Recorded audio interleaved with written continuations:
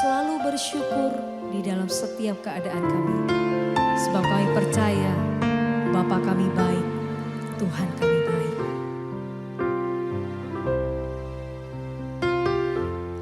Banyak yang kau perbuat di dalam hidupku. Rancangan indahmu terjadi di hidupku.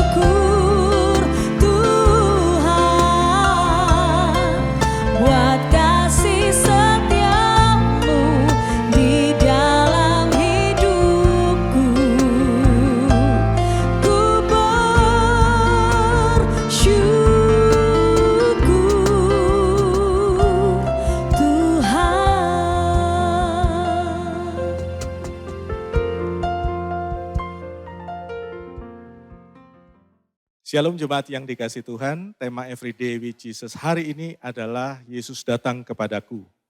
Yohanes 20 ayat yang ke-19 sampai 23 berkata, menjelang senja pada hari pertama minggu itu, ketika para murid berkumpul di suatu tempat dengan pintu yang terkunci karena takut terhadap orang-orang Yahudi, datanglah Yesus berdiri di tengah-tengah mereka dan berkata, Shalom bagimu.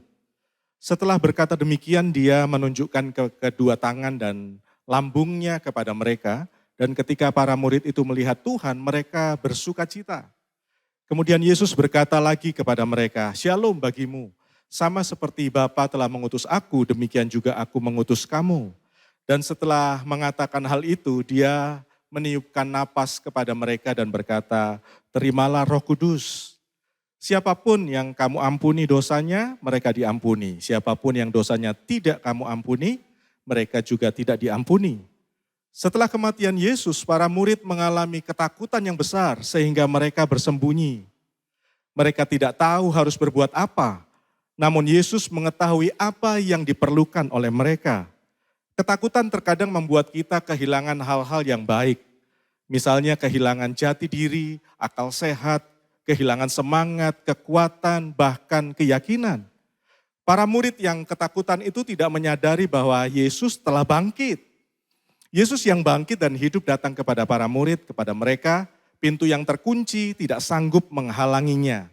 Ketika para murid melihat Yesus, yang terjadi adalah ketakutan diganti dengan keberanian. Kesedihan diganti dengan sukacita, kekecewaan diganti dengan semangat yang baru, kecemasan diganti dengan ketenangan, kelemahan diganti dengan kekuatan. Yesus hadir membawa 3 berkat untuk para murid, yaitu yang pertama, Shalom. Yesus berkata, Shalom bagimu. Ketika Yesus mengatakan hal ini, sesungguhnya dia sedang memberikan sesuatu yang sangat penting kepada para murid itu. Yang penting adalah dia memberikan damai sejahtera, peace. Dia memberikan security, keamanan. Dia memberikan safety, keselamatan. Yesus yang telah bangkit memberikan berkat dari surga, yaitu Shalom. Para murid menerima Shalom yang dimiliki oleh Yesus sendiri. Shalom yang berbeda dengan yang dunia berikan. Shalom atau damai sejahtera yang sanggup memberikan ketenangan yang sejati. Di dalam Kristus kita telah memiliki Shalom, sehingga kita tidak khawatir tentang apapun juga. Shalom mengubah kecemasan kita menjadi ketenangan kita, dan Yesus adalah Shalom dalam kehidupan kita. Berkat yang kedua adalah Roh Kudus.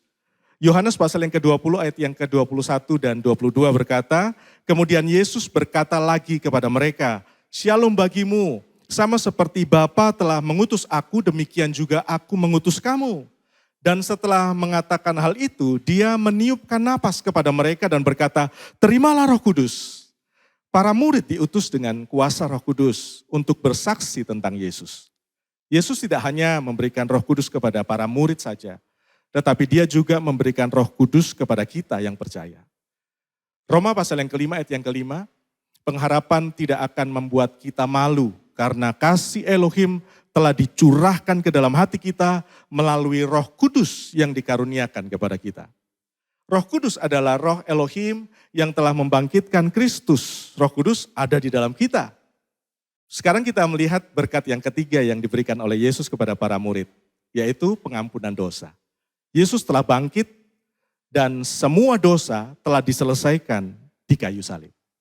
Kebangkitan Yesus membuktikan bahwa dosa sudah diselesaikan, hukuman dosa sudah dibayar lunas. Kuasa dosa sudah dikalahkan, kutuk sudah ditanggung, kuasa maut sudah dikalahkan dan Yesus sudah menang. Darah Yesus berkuasa mengampuni dosa-dosa kita di kayu salib. Bahkan darah Yesus yang telah bangkit juga berkuasa untuk membenarkan dan menguduskan kita di hadapan Bapa Yahweh setelah dia terangkat ke surga. Yesus bangkit membuktikan bahwa dia adalah Tuhan yang hidup dan maut tidak dapat mengalahkannya. Karena Yesus adalah Tuhan yang berkuasa atas kehidupan dan kematian. Haleluya. Setelah dia bangkit, Yesus melakukan banyak tanda mujizat di hadapan para murid sebelum dia terangkat ke surga. Yohanes pasal yang ke-20 ayat 30 dan 31 berkata, sesungguhnya banyak tanda mujizat lain yang dibuat Yesus di hadapan para muridnya yang tidak tertulis di dalam kitab ini. Namun semua ini ditulis agar kamu percaya bahwa Yesuslah Mesias, Putra Elohim, supaya kamu yang percaya dalam namanya dapat memiliki hidup. Biarlah melalui firman kebenaran yang saudara dengar hari ini, kita menerima yang pertama, shalom, damai sejahtera. Yang kedua, kita menerima kuasa Roh Kudus. Dan yang ketiga, kita sudah diampuni dari dosa dan pelanggaran kita. Tanda-tanda mujizat yang sudah dikerjakan, yang dialami oleh para murid juga akan terjadi dalam kehidupan saudara. Hari ini, bahkan sepanjang hari dalam kehidupan saudara. Karena Yesus sudah bangkit, Dia sudah memberikan kemenangan kepada kita. Mari kita berdoa. Bapa yang baik, Tuhan Yesus yang sudah bangkit, kami bersyukur untuk damai sejahtera. Kami bersyukur untuk Roh Kudus yang diberikan kepada kami.